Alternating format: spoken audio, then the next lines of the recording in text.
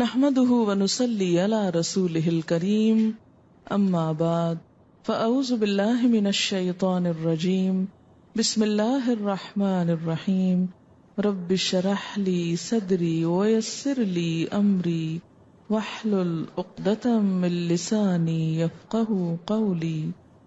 آیت نمبر ہے 116 سورۃ النساء۔ ان اللہ لا یغفر، بے شک اللہ معاف نہیں کرے گا، نہیں بخشے گا، کس چیز کو؟ ان یشرک بہ، کہ اس کے ساتھ شرک کیا جائے، ویغفر، اور بخش دے گا، ما دون ذالک، جو اس کے علاوہ ہوگا، لیکن کس کو؟ لمن یشاء، جس کو وہ چاہے گا۔ ومن یشرک باللہ، اور جو کوئی اللہ کے ساتھ شرک کرے، فقد ضل ضلالا بعیدا، تو وہ گمراہی میں بہت دور نکل گیا، بہت دور تک جا بھٹکا، اس کے پھر سیدھے رستے پر آنے کے چانسز بہت کم ہیں، اس کو منزل کا ملنا مشکل ہے۔ شرک کی تردید میں اگرچہ پیچھے بھی بہت سی آیات گزر چکی ہیں، لیکن یہ آیت بہت ہی اہم ہے، جس میں شرک کرنے والے کے لیے معافی کی کوئی امید نہیں۔ شرک کیا ہے؟ شرک ہے شریک کرنا، اللہ کے سوا کسی مخلوق کو عبادت، محبت، تعظیم میں اللہ کے برابر سمجھنا، اللہ تعالی کی مخصوص صفات میں مثلاً خالق، رازق، حاجت روا، مشکل کشا، اللہ تعالی کی ان صفات میں کسی اور کو شریک سمجھنا کہ کوئی اور بھی یہ سب کچھ کر سکتا ہے۔ قیامت کے دن مشرکین کیا کہیں گے؟ تاللہ ان کننا لفی ضلال مبین اذ نسویکم برب العالمین۔ اللہ کی قسم، بے شک ہم کھلی گمراہی میں تھے جب ہم تم کو رب العالمین کے برابر قرار دیتے تھے۔ یعنی اللہ کے برابر کسی کو قرار دینا، اس کی ذات میں، اس کی صفات میں، اس کے حقوق میں، اس کے اختیارات میں، یہی شرک کہلاتا ہے۔ شرک کو ظلم بھی کہا گیا ہے۔ ظلم کسی کے حق میں کمی کے لیے استعمال ہوتا ہے۔ اللہ کا حق کیا ہے؟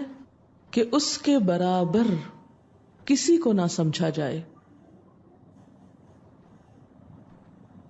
کسی بھی چیز میں، اس کی کسی بھی صفت میں، اس کی ہستی کے کسی بھی پہلو میں۔ اور اگر کوئی ایسا کرے تو وہ ایسے گناہ کا ارتکاب کر رہا ہے کہ جس کی معافی نہیں۔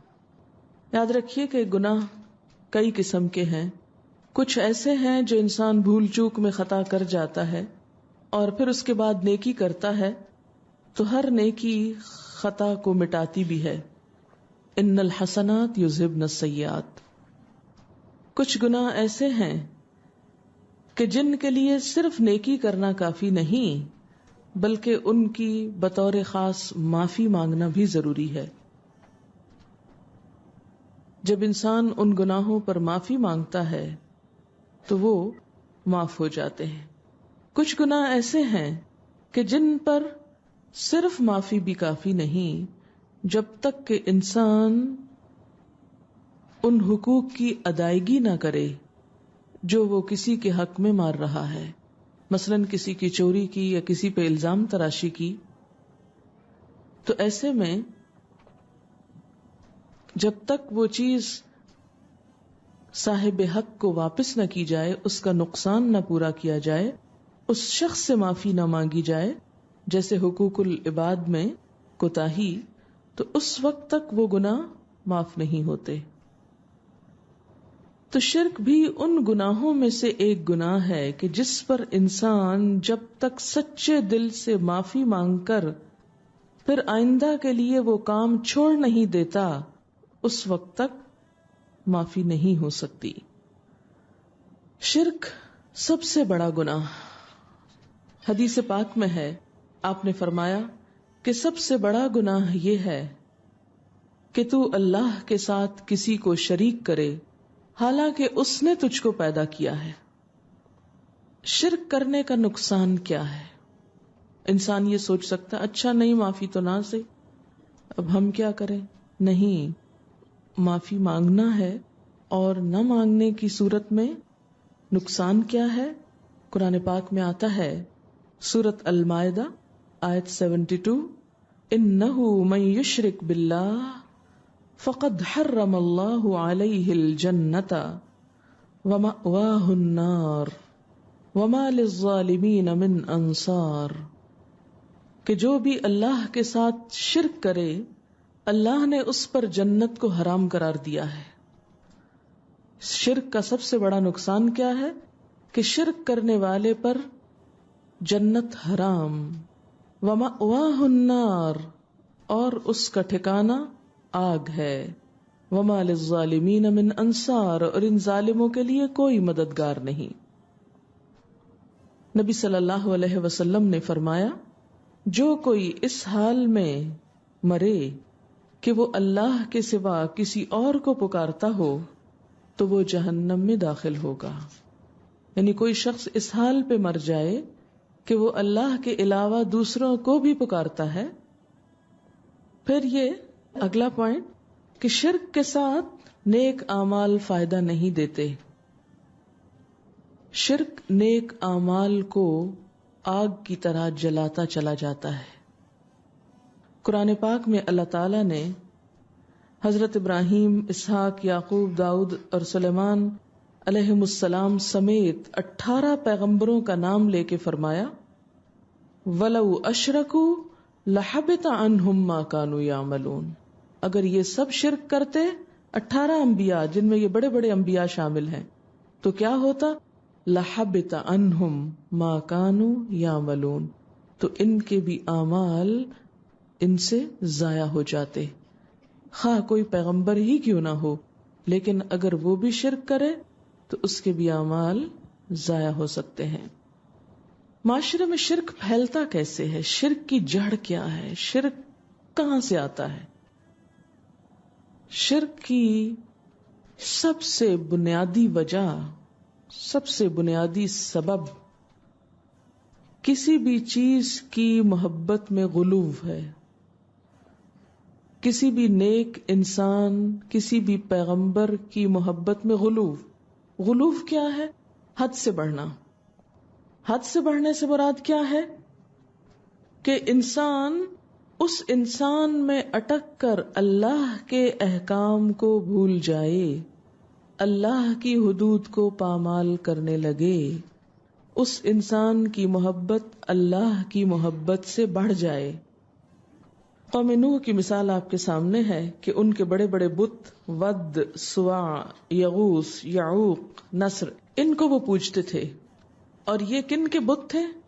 ان کی قوم کے بزرگان دین کے، نیک لوگوں کے، کہ ان کے ہاں جب کوئی شخص بہت نیک ہوتا اور اپنی نیکی میں بہت مشہور ہو جاتا تو پھر لوگ اس کو، اس کی بات کو اللہ کی بات کے برابر قرار دینے لگتے یا اس سے بھی بڑھ کے، اور جب وہ فوت ہو جاتا تو اس کا بت بنا کے پوجنے لگتے، اور کیا کہتے کہ انہوں نے ہم کو خدا سے ملایا ہے لہذا ہمارے خدا یہی ہیں۔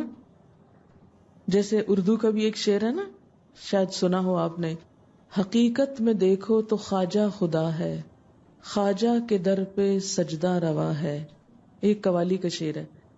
اب یہ کیوں کہتے ہیں؟ خواجہ معین الدین چشتی کی طرف اشارہ ہے، حقیقت میں دیکھو تو خواجہ خدا ہے۔ خواجہ کو خدا کیسے بنا لیا انہوں نے خود سے؟ کیونکہ پہلے وہ خواجہ سے امپریس ہوئے، ان کی عبادت سے، ان کے دین سے، ان کے تقوی سے، پھر ان سے محبت کرنے لگے، پھر محبت عقیدت میں بدلی، عقیدت شرک میں بدل گیا۔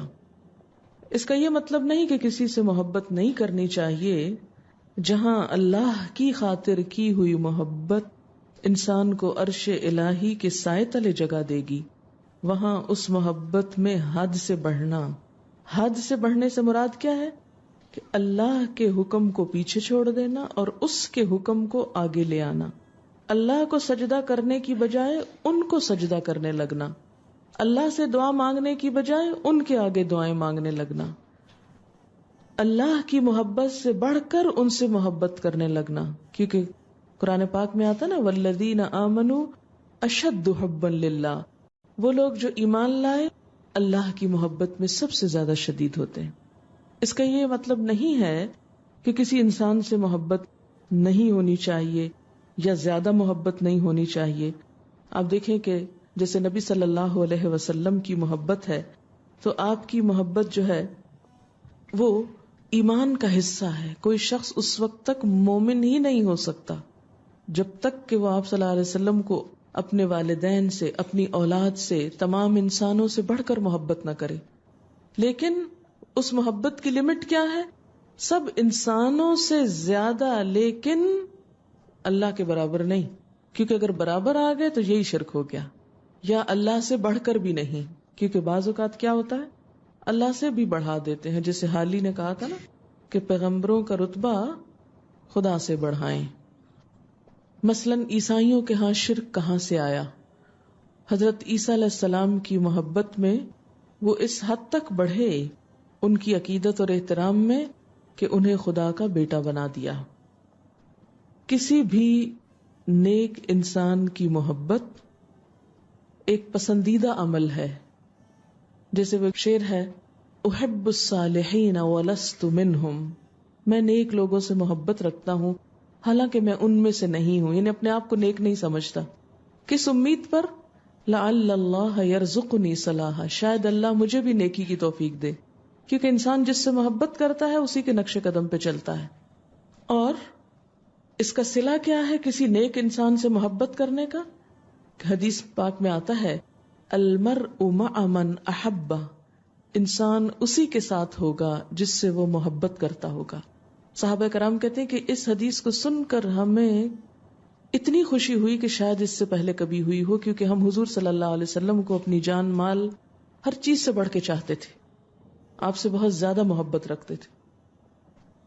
اسی طرح بعد کے ادوار میں بھی، یعنی آپ صلی اللہ علیہ وسلم کا مقام تو آپ کا ہے، پھر اس کے بعد ہم دیکھتے ہیں جیسے اہل بیت ہیں، آپ صلی اللہ علیہ وسلم کے گھر والے، پھر اس کے بعد دیگر نیک لوگ ہیں، صالحین، جس کے پیچھے ذکر پڑا نا من النبیین والصدیقین والشہداء والصالحین۔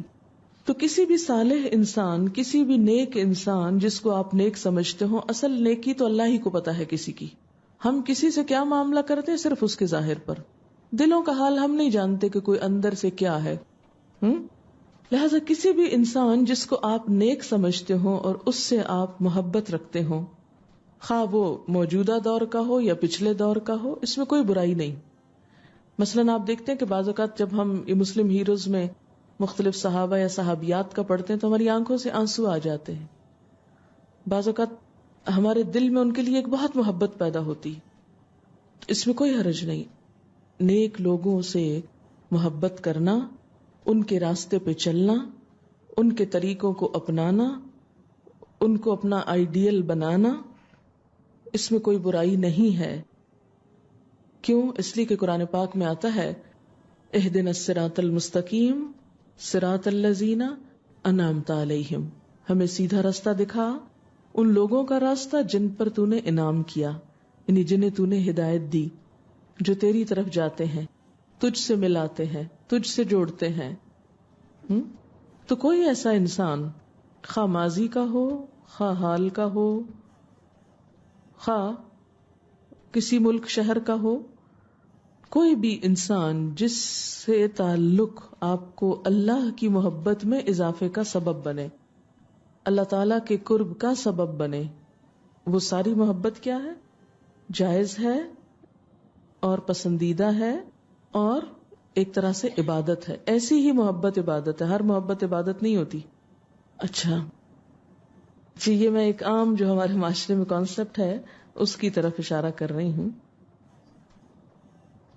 پھر اس کے بعد اس میں احتیاط کس چیز کی ضروری ہے کہ اگر ہم کسی بھی انسان سے اللہ کے لیے محبت کرتے ہوں تو کبھی ایسا نہ ہو کہ اس انسان کی کسی غلط بات کو ہم صحیح کہنے لگے یا اس کے کسی غلط عمل کو ہم صحیح کہیں اور اس تعصب میں مبتلا ہو کر اس کے حق میں دلائل دینے شروع کر دیں کہ نہیں چونکہ یہ بات فلاں نے فرمائی ہے اور فلاں میرا پسندیدہ ہے، لہٰذا اگر وہ غلط بھی کہے گا تو میں اس کو بھی صحیح سمجھوں گا. نہیں، کوئی بھی انسان جب اللہ اور اس کے رسول صلی اللہ علیہ وسلم کی بات سے ٹکراتی ہوئی بات کہے تو اس کی بات نہیں لی جائے گی، خواہ والدین ہی کیوں نہ ہو، اولاد ہی کیوں نہ ہو، استاد ہی کیوں نہ ہو، کوئی اور انسان ہی کیوں نہ ہو.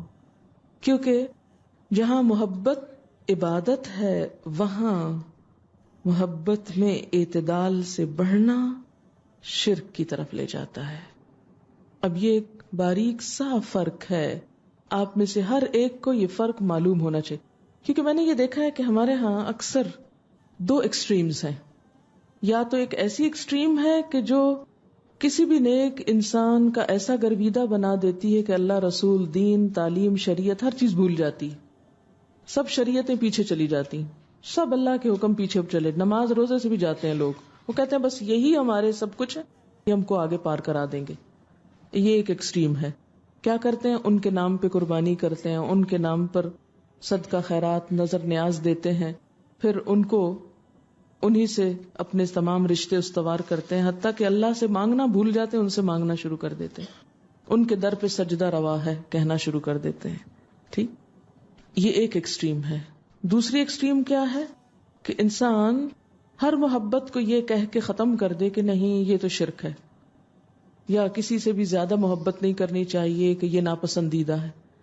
نہیں، یعنی آپ کسی سے کہیں تک بھی محبت کر سکتے ہیں، ناپسندیدہ اس وقت ہوتی ہے وہ جب آپ اس کے حکم کو اہم قرار دیں اور اللہ کے حکم کو پیچھے کر دیں. اس کی صحبت میں بیٹھ کے آپ نماز تاخیر سے پڑھیں، نماز ڈیلے کر دیں کہ جی ہم اللہ کی باتیں کر رہے ہیں. کیونکہ بعض اوقات انسان کہتے ہیں مجھے فلاں سے اللہ کی خاطر محبت، اور اس کی مجلس میں بیٹھ کر میں اللہ کی محبت محسوس کر سکتا ہوں. اب آپ بیٹھ گئے مجلس میں، اب ایسے بیٹھے کہ نہ خود نماز پڑھی اور نہ اس کو پڑھنے دی، یا خود بھی پڑھی تو دیر سے پڑھی اور اس کو بھی دیر کرا دی. تو کوئی محبت خواہ کتنی بھی اللہ کے لیے ہو، لیکن اگر آپ اللہ کی خاطر محبت کرتے ہیں اور اس محبت میں کوئی قربانی دیتے ہیں، جیسے حضرت اویس قرنی کے بارے میں آتا ہے کہ انہوں نے جب سنا کہ حضور صلی اللہ علیہ وسلم کی دانت مبارک شہید ہو گیا ہے تو انہوں نے اپنا دانت توڑ لیا اتنی دور بیٹھ کے. اس کے بعد تو میں نے کبھی نہیں سنا کہ کسی نے واقعہ پڑھا اور پھر ایسا کیا، نہیں، وہ کیفیت ہی کچھ اور ہے. تو یہ محبت کی انتہا تھی، آخری درجے تک کی تھی، جس میں اتنی بڑی قربانی. اپنا دانت توڑ کے اپنی شکل بگاڑنا کوئی آسان نہیں ہے، لیکن ان کے لیے مشکل نہیں تھا کیونکہ وہ اس محبت میں انہوں نے کیا تھا. تو بہرحال شرک کا دروازہ یہاں سے کھلتا ہے، کسی کی محبت میں غلو، اور اس طرح کہ اس کے مقابلے میں اللہ تعالیٰ کی ذات پیچھے چلی جائے، اللہ کے رسول صلی اللہ علیہ وسلم کی سنت پیچھے چلی جائے. ایسے میں پھر کیا کیا جائے، احتیاط کیسے کی جائے؟ کیونکہ انسان کے لیے اعتدال پر قائم رہنا نہایت مشکل ہے. آسان ہوتا ہے ایک طرف لٹک جانا یا دوسری طرف لٹک جانا. آپ دیکھیں نا کہ جب آپ مثلاً چل رہے ہیں، اگر آپ دائیں طرف کسی پہ سہارا لے لیں تو آپ کا چلنا آسان ہے، اگر بائیں کسی طرف لے لیں تو آسان ہے. خود اپنے پاؤں پہ چلنا یا سیڑھیاں اترنا چڑھنا کیا ہے؟ مشقت والا کام ہے. لیکن یہی اعتدال اللہ کو پسندیدہ ہے کہ آپ نہ ادھر جھکیں، نہ اس انتہا پہ نہ اس انتہا پہ، بلکہ اس کے برعکس اعتدال پہ قائم رہیں. اعتدال پہ قائم رہتے ہوئے محبت نہایت پسندیدہ ہے. وہ کاموں کو آسان کر دیتی ہے، نیکیوں کو آسان بنا دیتی ہے. وہ کام جو انسان عقل کے ذریعے سالہ سال میں نہیں کر سکتا، وہ محبت کے ذریعے وہ ایک جست میں کر جاتا ہے. وہ جیسے اقبال نے بھی کہا تھا کہ بے خطر کود پڑا آتش نمرود میں عشق. اب یہ اقبال کی ٹرم ہے عشق، لیکن بہرحال قرآن اور سنت میں یہ لفظ استعمال نہیں ہوتا. بے خطر کود پڑا. اب میں اگر یہ لفظ کہوں اس وقت کہ یہ عشق جو ہے یہ لفظ نہیں استعمال ہوتا. اقبال، اب یہیں سے میں آپ کو دلیل دیتی ہوں اقبال ہی کے اس مثال سے. اقبال آپ کا پسندیدہ ترین شاعر ہو سکتا ہے، اس کے شعر بہت اچھے ہو سکتے ہیں، لیکن اگر وہ کہیں کوئی ایسا لفظ استعمال کرتا ہے کہ جس سے ہم اگری نہ کرتے ہوں، تو اب آپ یہ کہیں کہ اس سے تو آپ نے ایک قومی شاعر کی توہین کر دی اور آپ کے خلاف ایک مقدمہ قائم ہونا چاہیے، تو یہ بات درست نہ ہوگی. کیوں؟ یہی تو اصل عقیدت ہے کہ علامہ اقبال کی شاعری سے جہاں ایمان تازہ ہوتا ہو وہ سب درست ہے، لیکن اگر ان کی شاعری، کیونکہ انسان تھے نا، ہم عموماً جب کسی کی عقیدت میں مبتلا ہوتے ہیں تو اس کا ہیومن بینگ ہونا بھول جاتے ہیں. ہم سمجھتے ہیں کہ یہ انسان نہیں ہے، تو وہ ان کا انسان ہونا اور انسان جیسی سوچ رکھنا ایک بالکل نیچرل سی چیز ہے. کسی انسان سے بھی کوئی ایسی بات ہو سکتی ہے، میرے منہ سے بھی کئی ایسے لفظ یا باتیں نکلتی ہوں گی کہ جو بہت اچھی نہ ہو، اس سے زیادہ اچھی باتیں موجود ہوں، لیکن چونکہ ہم انسان ہیں اس لیے ہمارے اندر ضرور کمی کوتاہی ہوگی.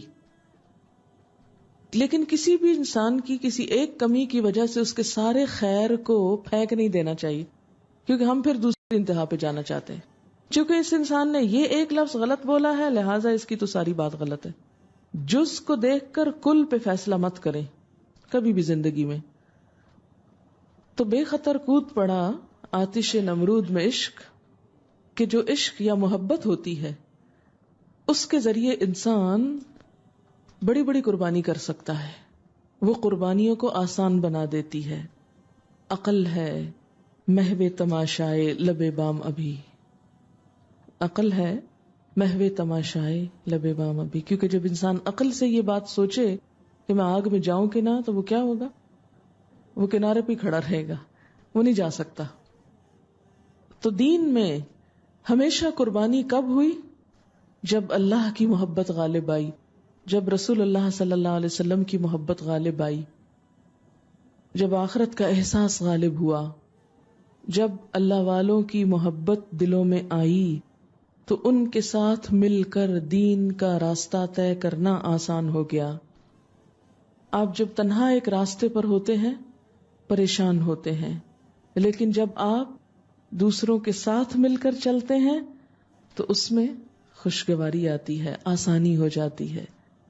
اور وہی کام جو بہت مشکل لگتے ہیں، مثلاً آپ میں سے کئی لوگوں کو صبح کی نیند بہت پیاری ہوگی، لیکن اب اللہ کی محبت میں وہ ساری نیندیں کہاں گئیں؟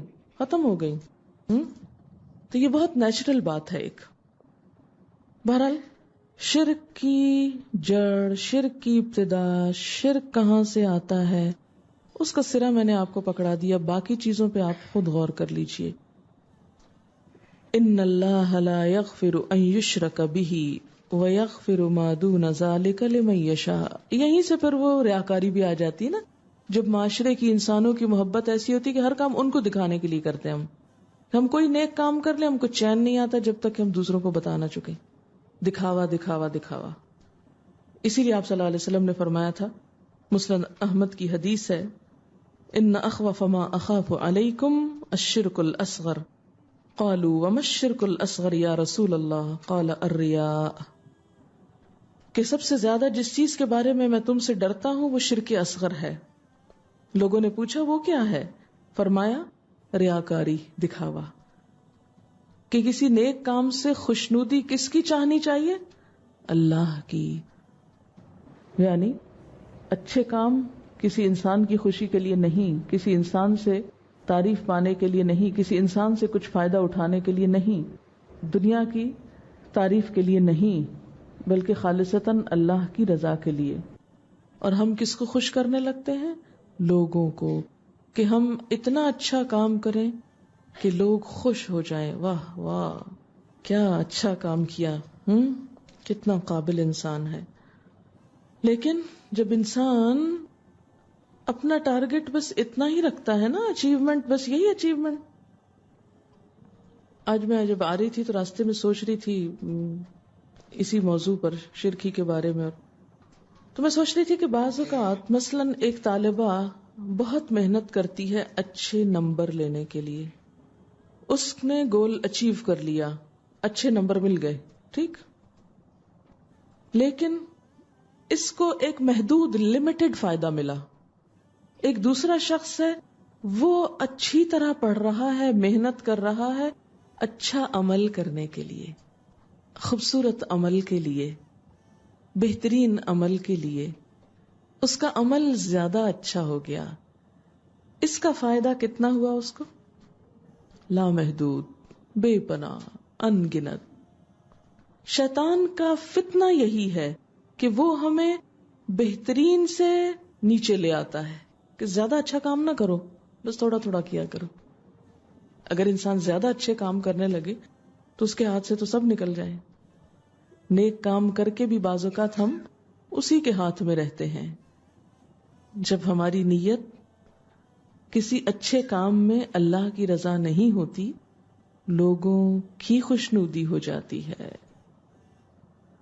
اسی لیے اس چیز کو بھی شرک قرار دیا گیا. وَمَن يُشْرِكْ بِاللَّهِ فَقَدْ ضَلَّ ضَلَالًا بَعِيدًا. اور جس نے شرک کر لیا وہ تو بہت دور نکل گیا گمراہی میں، بہت زیادہ بھٹک گیا، بہت دور چلا گیا. اور جب کوئی کسی رستے پر بہت دور چلا جائے، یعنی اپنا اصل ایڈریس چھوڑ کر کسی اور طرف نکل گیا اور بہت دور چلا گیا، تو پھر انسان عموماً کیا سوچتا ہے؟ چلو اب ادھر ہی گھر بنا لیتے ہیں، اب وہ اصل منزل تو گئی، چلو اب یہی ٹھیک ہے. تو یہ ایسا ہی ہے جیسے کیلے کے چھلکے پر پھسل کر انسان ادھر ہی لیٹ جائے. ان يدعون من دونه الا اناسا. اب عربوں کے شرک کی ایک قسم بتائی گئی. نہیں وہ پکارتے، یعنی شرک میں کیا آتا ہے؟ غیر اللہ کو پکارنا. نہیں وہ پکارتے اللہ کے سوا، من دونہ ہی سے مراد کیا ہے؟ اللہ کے سوا. الا اناسا، مگر دیویوں کو. دیویاں، دیو کی مونس نہیں، دیوتا کی ہے. ایک دیو ہوتا ہے نا اور ایک دیوتا ہوتا ہے، ٹھیک. تو دیویوں کو پکارتے ہیں. دیویوں سے مراد کون ہے یہاں؟ لات، عزا، منات، نائلہ، اساف. یہ نام ہے ان کی دیویوں کے. یہ کون تھے دیویاں ان کی؟ کہتے ہیں کہ دراصل وہ فرشتوں کو پوجتے تھے، اور فرشتوں کو وہ عورتیں سمجھتے تھے، اور فرشتوں کو اللہ کی بیٹیاں سمجھ کر ان کی پوجا کرتے. وَإِن يَدْعُونَ، اور نہیں وہ پکارتے، إِلَّا شَيْطَانًا مَرِيدًا، مگر سرکش شیطان کو. یعنی اصل میں تو وہ کس کو پکارتے ہیں؟ یہاں کسی کو پکارنا کس لیے؟ مدد کے لیے. اچھا آپ کہیں گے اوہ پھر تو میں ہر روز کسی نہ کسی کو پکارتی ہوں، ادھر آؤ میرا یہ کام کر دو، یہ مجھے بتاؤ. دن میں آپ پتہ نہیں کتنی دفعہ لوگوں کو پکار رہے ہوتے ہیں، بائی نیم پکار رہے ہوتے ہیں، او فلاں ادھر آؤ. تو کیا یہ شرک ہو گیا؟ یا کسی سے مدد لینا شرک ہو گیا؟ کہ آپ نے غیر اللہ سے مدد لے لی؟ آپ کو چاہیے تھا گھر بیٹھ کے اللہ تعالیٰ سے کہتے اللہ تعالیٰ میں تو صرف آپ کو پکارتی ہوں، لہٰذا آپ بندوبست کر دیں کہیں سے. نہیں، یہ شرک نہیں ہوتا. اسباب کا اختیار کرنا شرک نہیں. اسباب کا، مادی اسباب کا اختیار کرنا شرک نہیں. مادی اسباب کیا ہوتے ہیں؟ انسان مادی چیز ہے. کسی انسان کو کہنا ادھر آؤ، یہ نیچے چیز گر گئی اٹھا دو مجھ کو، یہ شرک نہیں ہے. آپ نے پکارا ایک کو اور اس سے مدد طلب کی، اس نے آپ کی مدد کر دی. تو پھر کون سا پکارنا شرک ہوا؟ اور پکارنے میں کیا پکارنا شرک ہے؟ وہ پکارنا جو غائبانہ طور پر ہو، اسباب کے بغیر ہو، غیبی ذرائع سے. مثلا آپ میں سے کوئی یہ کہے، جیسے میں اسلام آباد گئی تھی تو آپ میں سے کوئی آ کے یہ کہے کہ آج رات میں نے میڈم کو پکارا اور وہ غائبانہ طریقے سے آئیں اور انہوں نے مجھے اگلا سبق پڑھا دیا، جو کہ میرا وجود وہاں تھا۔ اب یہی شرک ہے کہ ایک شخص کا وجود کہیں ہے اور ہم اس کو کیا سمجھ رہے ہیں کہ نہیں وہ ہمارے پاس اور ہماری مدد کر رہا ہے، وہ ہمارے ساتھ ساتھ ہے اور وہ غائبانہ طریقے سے ہماری مدد کرتا ہے۔ کسی بھی انسان کے بارے میں، کسی بھی بزرگ کے بارے میں، مثلا کسی بھی اولیاء اللہ کے بارے میں یہ سمجھنا کہ ان کی اتنی قوت ہے کہ وہ بغیر کسی سبب کے بھی مدد کر لیتے ہیں۔ انسان تو اسباب میں بندھا ہوا ہے نا، اگر یہاں سیڑھی نہ ہو تو اوپر چڑھنا مشکل ہے۔ انسان اسباب میں بندھا ہوا ہے، لیکن اگر کسی کے بارے میں یہ سمجھا جائے کہ وہ کسی سبب کے بغیر وہ کام کر لیتا ہے تو یہاں سے شرک کا دروازہ کھلتا ہے۔ مثلا مجھے نیچے سے اوپر آنے کے لیے سیڑھی کا سہارا لینا پڑا، میں سیڑھی پر چڑھ کر آئی۔ اب اگر آپ میں سے کوئی شخص یہ مشہور کر دے کہ نہیں وہ سیڑھی کے بغیر نیچے سے اوپر آ گئی، کیونکہ ان کی طاقت بہت زیادہ ہے، ان کے اندر بڑی روحانی طاقت ہے، ان کو سیڑھی کی ضرورت نہیں ہوتی، وہ ویسے ہی آ جاتی ہیں، ان کو گاڑی کی ضرورت نہیں ہوتی، وہ ویسے ہی گھر سے یہاں نمودار ہو جاتی ہیں، ان کو بھوک بھی نہیں لگتی، وہ کبھی روئی بھی نہیں۔ تو وہ تمام صفات جو انسان میں ہوتی ہیں، وہ ساری کمزوریاں جو انسان میں ہوتی ہیں، کسی انسان کے بارے میں یہ سوچ لینا کہ نہیں اس میں تو یہ کمزوری ہے ہی نہیں، اس میں تو یہ ہے نہیں چیز۔ جیسے ہم لوگ کیا کہتے ہیں کہ نبی صلی اللہ علیہ وسلم کا سایہ ہی نہیں تھا، کتنی مشہور ہے یہ بات، بھئی کیوں نہیں تھا؟ اس سے کسی کی شان میں کیا اضافہ ہوتا ہے، سایہ ہو یا نہ ہو؟ پھر اسی طرح تو گویا اسباب کے ساتھ کسی سے مدد لینا، کسی کو کہیں کہ آپ مجھے لکھ دیں، تو اس نے قلم اٹھایا اور لکھ دیا، آپ کوئی کہے کہ نہیں وہ قلم کے بغیر لکھ لیتا ہے، تو یہ چیز جو ہے اس میں شرک ہونے لگتا ہے، کیونکہ یہ صفت صرف اللہ کی ہے کہ وہ اس کو کسی سہارے، کسی سبب، کسی مدد اور کسی ذریعے، طریقے، وسیلے کی اس کو کوئی ضرورت نہیں کہ وہ کسی چیز کے ہاتھوں مجبور ہو، کہ وہ اس کے سہارے کے ساتھ کام کرے۔ پھر سوال یہ پیدا ہوتا ہے کہ کیا ہمارے ہاں بھی شرک پایا جاتا ہے ہمارے معاشرے میں؟ اللہ تعالیٰ فرماتے میں نہیں کہتی کچھ بھی، آپ نے کیوں فتویٰ دے دیا؟ ہم کو خود نہیں فتوے دینے چاہیے، قرآن سے پوچھنا چاہیے۔ اللہ تعالیٰ فرماتے ہیں وَمَا يُؤْمِنُ أَكْثَرُهُمْ بِاللَّهِ إِلَّا وَهُمْ مُشْرِكُونَ، اور ان میں سے اکثر اللہ کو مانتے ہیں مگر اس طرح کہ اس کے ساتھ دوسروں کو بھی شریک کر لیتے ہیں۔ اس لیے بہت ہی کیئرفل رہنے کی ضرورت ہے۔ اسی وجہ سے آپ صلی اللہ علیہ وسلم کی امت میں سے 70,000 لوگ ایسے ہوں گے جو بے حساب جنت میں بھیجے جائیں گے۔ وہ کون ہوں گے؟ جو شرک نہ کریں گے۔ کسی شخص کے مشرک ہونے کی یا شرک پر ہونے کی علامت کیا ہے؟ اب یہ علامتیں دوسروں میں خدا کے لیے نہ ڈھونڈے، اپنے اندر ڈھونڈے۔ یہ ٹیسٹ ایک دے رہی ہوں، اور یہ ٹیسٹ بھی قرآن ہی سے ہے۔ کیا علامت ہے؟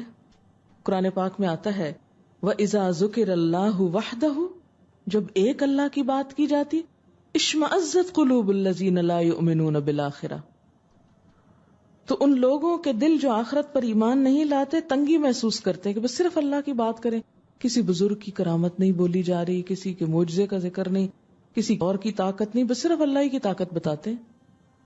وَإِذَا ذُكِرَ الَّذِينَ مِن دُونِهِ إِذَا هُمْ يَسْتَبْشِرُونَ، وہ خوش کب ہوتے ہیں؟ جب اللہ کے سوا اوروں کا ذکر کیا جاتا ہے تو خوش ہو جاتے ہیں۔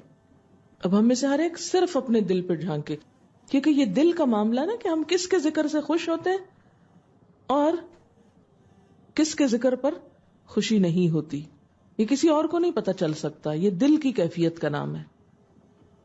مراد اس سے کیا ہے کہ جب کسی قوت، طاقت، قدرت، بڑائی، علم یا کسی بھی ایسی صفت کا ذکر ہوتا ہے جو ہم کہیں کہ صرف اللہ ہی ایسا کر سکتا ہے، تو وہ ناراض ہوتے ہیں کہ یہ کیوں کہتے ہیں آپ کہ صرف اللہ کر سکتے، وہ فلاں بزرگ بھی کر سکتے ہیں، وہ نبی بھی کر سکتے ہیں، وہ بھی کر سکتے ہیں، وہ بھی۔ تو یہاں سے پتہ چل جاتا ہے کہ دال میں کالا ہے۔ جو ایمان والا ہوتا ہے وہ صرف اللہ پہ بھروسہ کرتا ہے، وَعَلَى اللَّهِ فَلْيَتَوَكَّلِ الْمُتَوَكِّلُونَ، اللہ ہی پر توکل کرنے والوں کو توکل کرنا چاہیے. ایک اور جگہ پر ایمان والوں کو اللہ پر بھروسہ کرنا چاہیے. اب دیکھیں کہ مشرکین مکہ جو تھے، جن کو مشرک کہا گیا، وہ بھی اللہ کو مانتے تھے، اللہ کو الہ مانتے تھے. ان کا شکوہ کیا تھا حضور صلی اللہ علیہ وسلم سے؟ ناراضگی کیا تھی؟ اجعل الآلہۃ الہا واحدا ان ھذا لشیء عجاب. اس نے تو سب الہوں کا بس ایک ہی الہ بنا دیا، سب کو ختم کر کے بس ایک ہی خدا بتاتا ہے. یہ تو بڑی عجیب بات ہے. مشرکین کو بھی جب کہا جاتا تھا کہ اللہ کے سوا کسی اور کو نہ پکارو، کسی سے مدد نہ مانگو کہ وہ غائبانہ طور پہ تمہاری مدد کرے گا، کسی اور سے ایسی محبت نہ کرو جیسی اللہ سے کی جانی چاہیے، تو وہ کیا کہتے تھے؟ نہیں، ما نعبدہم، ہم ان کی نہیں عبادت کر رہے، الا لیقربونا الی اللہ زلفا، مگر اس لیے کر رہے ہیں کہ وہ ہمیں اللہ سے قریب کرتے ہیں. ہم تو ان کو کس لیے چاہتے ہیں، ان سے مدد کس لیے مانگتے ہیں کہ وہ ہمیں اللہ سے قریب کرتے ہیں. اور کیا کہتے تھے؟ وَيَقُولُونَ، وہ کہتے ہَؤُلَاءِ شُفَعَاؤُنَا عِندَ اللَّهِ، یہ ہمارے سفارشی ہوں گے اللہ کے پاس. ہم تو ان سے اس لیے عقیدت رکھتے ہیں. ایک ہوتا ہے بزرگوں سے، بزرگان دین سے، نیک لوگوں سے صرف عقیدت رکھنا، اور ایک یہ کہ عقیدت پلس اطاعت اللہ کی کرنا، یعنی ان سے محبت رکھنا لیکن ان کی نیکیوں کی طرح نیکی کرنے کی کوشش کرنا. یہ دوسری چیز تو جائز ہے، لیکن محض عقیدت اس لیے رکھنا کہ یہ ہماری سفارش کریں تو یہ درست نہ ہوگا. ما نعبدہم الا لیقربونا الی اللہ زلفا وہؤلاء شفعاء. یہ الگ الگ آیتیں ہیں، دوسری سورۃ یونس کی، پہلی سورۃ زمر کی تھی. وَيَقُولُونَ هَؤُلَاءِ شُفَعَاؤُنَا عِندَ اللَّهِ، کہتے ہیں یہ اللہ کے ہاں ہمارے سفارشی ہیں. مشرکین مکہ بے جان بتوں کی پوجا کرتے، ان کے نام پہ قربانی کرتے، ان کے آگے سجدہ کرتے. خانہ کعبہ میں جب طواف ہوتا تو اس میں 360 بت رکھے ہوئے تھے، اس کے ارد گرد گھومتے پھرتے. تو اس پر ان کی سخت مذمت کی گئی کہ جب اللہ کا گھر ہے تو باقی سب کو نکال دو، آگے سے ہر چیز کو ہٹا دو. اسی لیے تصویر کی ممانعت ہے کہ جہاں وہ ہو وہاں سجدہ نہ کرو، کیونکہ یہیں سے پھر شرک آیا. یہ جو بہت زیادہ اس پہ سختی بعض اوقات ملتی ہے نا، کہ آپ پریشان ہونے لگتے ہیں کہ کیوں اتنا، تصویر کیا کہتی ہے، ہمارے پیاروں ہی کی تو ہیں جو گھر میں لٹک رہی ہیں، تو کیا وجہ ہے کہ ہم نماز نہ پڑھ سکے وہاں؟ کیونکہ یہ عمل ملتا جلتا ہے نا مشرکین کے عمل سے، کہ وہ کیا کرتے تھے کہ بتوں کو سامنے رکھ کے عبادت کرتے تھے. تو اسلام نے آ کے اس چیز سے منع کیا کہ کوئی ایسا کام کیا جائے جس سے پھر اسی شرک کی طرف امت چل پڑے. اور وہ بے جان بتوں کی عبادت کرتے تھے. اور ہماری امت میں بھی کیا ہوتا ہے کہ فوت شدہ بزرگان کے نام پہ قربانی ہوتی ہے، ان کے مزاروں پہ جا کے خاص طور پر ذبح کیا جاتا ہے، یا صدقہ خیرات کیا جاتا ہے، یا ان کے نام پر مال دیا جاتا ہے، یا بھینسوں کا دودھ جمع کر کے پتہ نہیں کون سی کچھ کیا جاتا ہے، کھیر پکائی جاتی ہے اور کھائی جاتی. بہت سے طریقے ہیں. اور اس میں کیا کہتے ہیں کہ ان کی روح کو خوش کرنے کے لیے. بھی کس لیے خوش کرنا ہے ان کو؟ خوش تو اللہ کو کرو کسی بھی نیکی کے کرنے.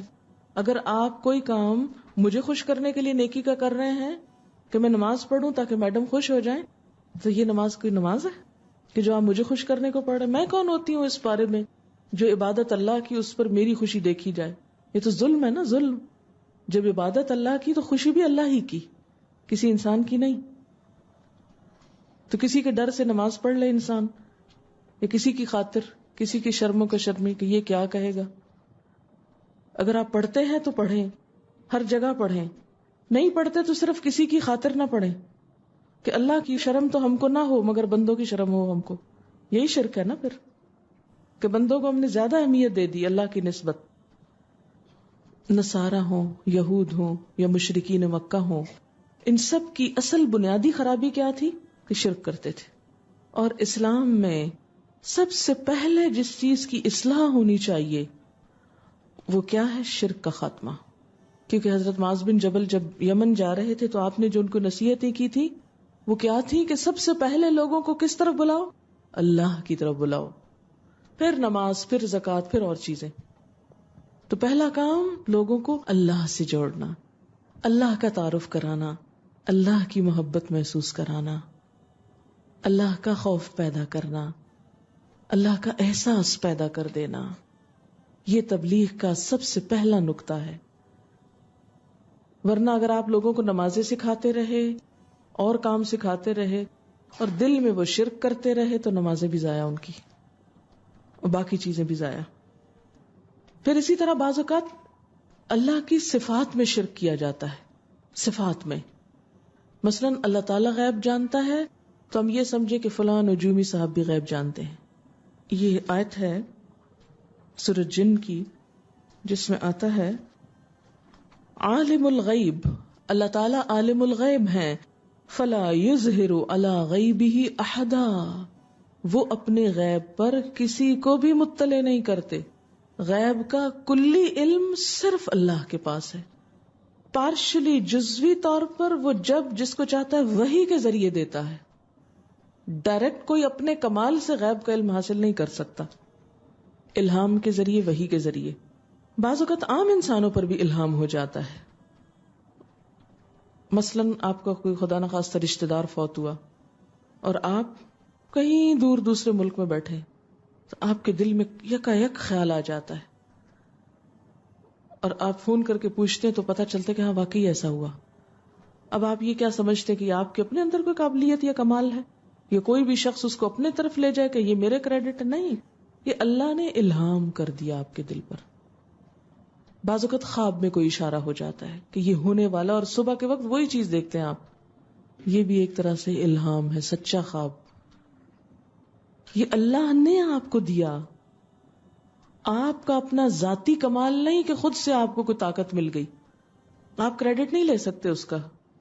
اسی طرح کرامت جو ہوتی ہے کسی انسان کی، مثلا حضرت مریم کے پاس کیا ہوتے تھے؟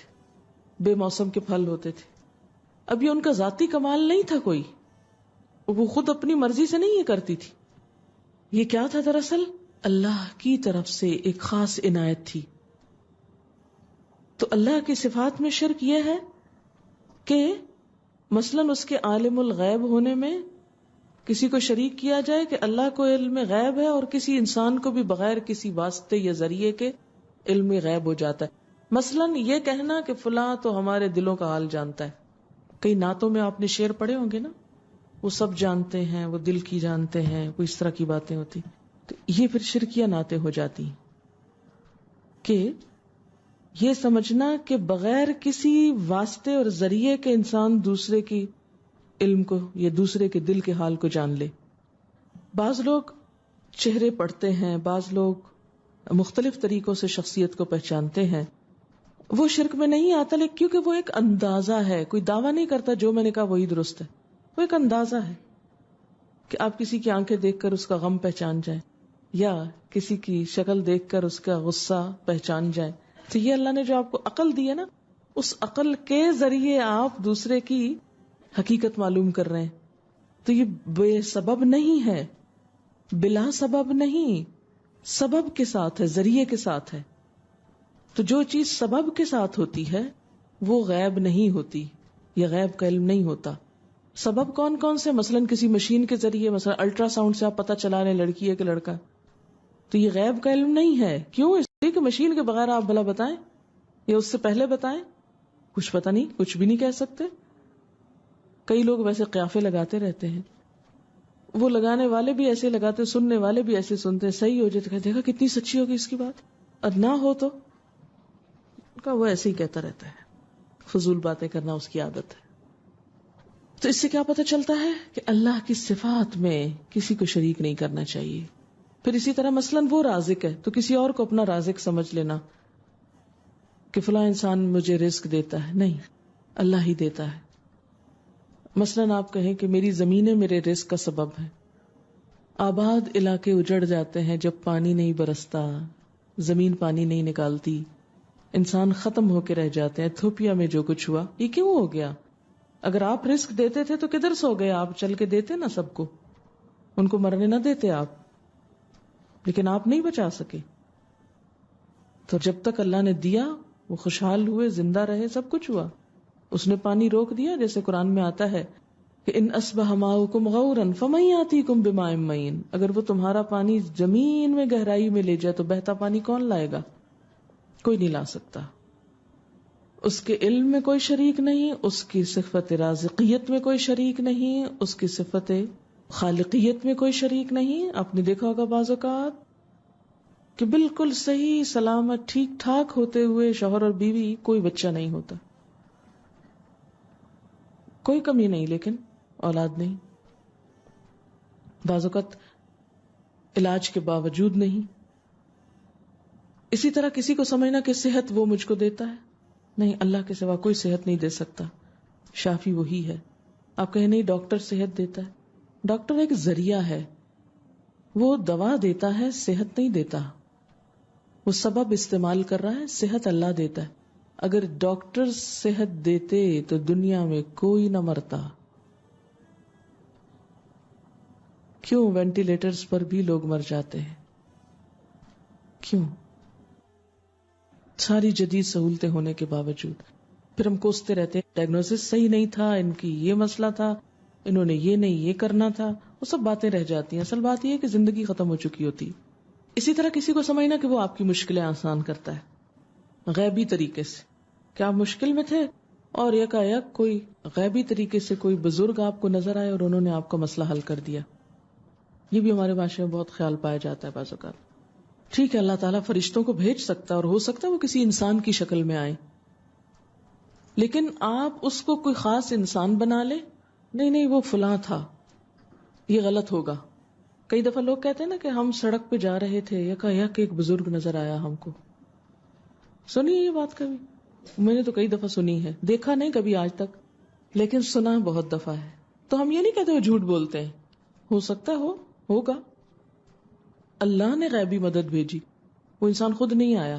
اور ہو سکتا فرشتہ ہو جو انسان کی شکل میں، جیسے جنگ احد میں بدر میں فرشتے اترے تھے. لیکن یہ سمجھنا کہ کوئی شخص خود سے ایسا کر لیتا ہے، خود پہنچ جاتا ہے فلاں اور فلاں کی مدد کے لیے، تو یہ شرک ہو جائے گا. قرآن پاک میں آتا ہے قُلْ فَمَن يَمْلِكُ مِنَ اللَّهِ شَيْئًا إِنْ أَرَادَ أَن يُهْلِكَ الْمَسِيحَ ابْنَ مَرْيَمَ وَأُمَّهُ وَمَنْ فِي الْأَرْضِ جَمِيعًا.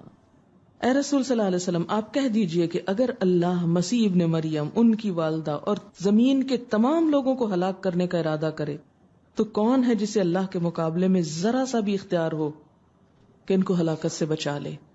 جس کا مطلب ہے کہ اللہ کی طاقت کے مقابلے میں کسی کی طاقت نہیں.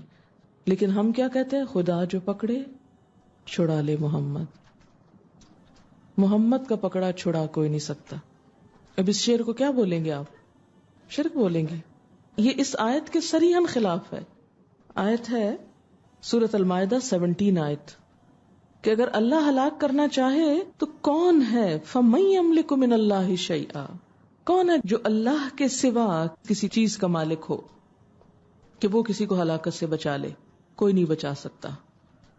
پھر یہ سمجھنا کہ کسی انسان کے پاس ہے خزانے زمین آسمان کے، یہ بھی شرک ہے. کیسے؟ مثلا ہمارے یہاں ایک خیال پایا جاتا ہے ابدال اور قطب اور پتہ نہیں کس کس کا، کہ زمین کو تقسیم کیا ہوا ہے، ایک خیالی تقسیم ہے، اس کا کوئی ثبوت قرآن اور سنت میں نہیں، بالکل خیالی باتیں ہیں یہ، کہ زمین پہ معلوم نہیں سب سے بڑے ابدال ہیں یا اس کے بعد پھر قطب ہیں. مجھے چونکہ میں صحیح علم نہیں رکھتی، لیکن یہ نام دو بہت سنے اور بعض لوگوں نے مجھے بہت سمجھانے کی بھی کوشش کی، لیکن میرے پلے میں کچھ نہیں پڑا کہ ہاؤ از اٹ پاسبل. اتنی سائنس ترقی کر گئی اور ابھی تک کوئی ساری زمین کا انتظام نہیں سنبھال سکا، لوگوں کو قحط سے نہیں بچا سکا. یہ کہاں سے، یہ کدھر ہوتے ہیں اور کون ہے یہ قطب ابدال؟ ان کا کانسیپٹ یہ ہے، اگر آپ کو مجھ سے زیادہ بہتر پتا تو آپ میری اصلاح کر دیجیے. کانسیپٹ یہ ہے کہ زمین کو جیسے دو حصوں میں تقسیم کیا گیا ہے، ایک کا مالک ایک ہے، دوسرے کا مالک کوئی اور ہے. جو کچھ بھی ان لوگوں کو ملتا ہے ان قطب یا ابدال کی وجہ سے ملتا ہے، اور وہی سب کو تقسیم کرتے ہیں. وہ روزی تقسیم کرتے ہیں، وہ مارتے جلاتے ہیں اور معلوم نہیں کیا کچھ کرتے ہیں. سب چیزیں ان کی وجہ سے ہوتی. اور پھر اس کے علاوہ اس سے چھوٹی تقسیمیں بھی ہیں، ان کی تعدادیں بھی گنوائی ہوئی ہیں کہ اتنے اتنے ہیں. یہ کہیں ایک کتاب تھی میرے پاس، اس وقت یہاں نہیں ہے، اس میں یہ سب لمبی چوڑی کہانی میں نے پڑھی تھی. لیکن میں نے یہ سوچا کہ یہ کہاں سے انفارمیشن ملی، اس کا سورس کیا ہے. کوئی خبر سنتے ہیں تو آپ اس کا سورس جاننا چاہتے ہیں، کس کی خبر، کس اخبار میں آئی، چاہے جھوٹی ہے چاہے سچی ہے، لیکن پوچھتے ہیں نا کون سی اخبار میں تھی. BBC کی تھی, CNN کی تھی, کس نے کہی؟ اور اخبار والے پھر آگے سے وہ بتاتے ہیں کہ APP کی تھی یا کیا سورس تھا ان کا. تو ہر خبر کی کوئی سورس تو ہوتی ہے, سورس کے بغیر کیسے بات مان لی جائے؟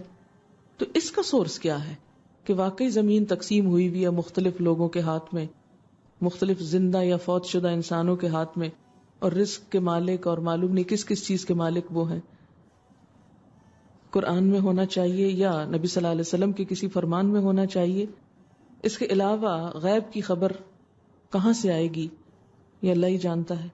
پھر اسی طرح اگر ہم یہ سمجھے کہ کسی انسان کے ہاتھ میں زمین کے خزانے, تو قرآن پاک میں حضور صلی اللہ علیہ وسلم کے بارے میں فرمایا گیا, سورۃ الانعام آیت نمبر 50, قل لا اقول لکم عندی خزائن اللہ, قل لا اقول لکم عندی خزائن اللہ, کہہ دو میں تم سے نہیں کہتا کہ میرے پاس اللہ کے خزانے ہیں. سورۃ یونس آیت 49, قل لا املک لنفسی ضرا ولا نفعا, آپ کہہ دیجئے کہ میں تو اپنی جان کے لیے بھی کسی نقصان یا نفع کا مالک نہیں ہوں. یہ کس کو کہا جا رہا ہے؟ حضور صلی اللہ علیہ وسلم کو. تو کتب ابدال حضور صلی اللہ علیہ وسلم سے بڑھ کے تو نہیں ہو سکتے. اور اگر آپ کو کہا جا رہا ہے کہ آپ بتا دیجئے کہ میں اپنے لیے نفع و نقصان کا کچھ اختیار نہیں رکھتا الا ماشاء اللہ, مگر جو اللہ چاہے وہی ہوتا ہے, تو ایسی صورت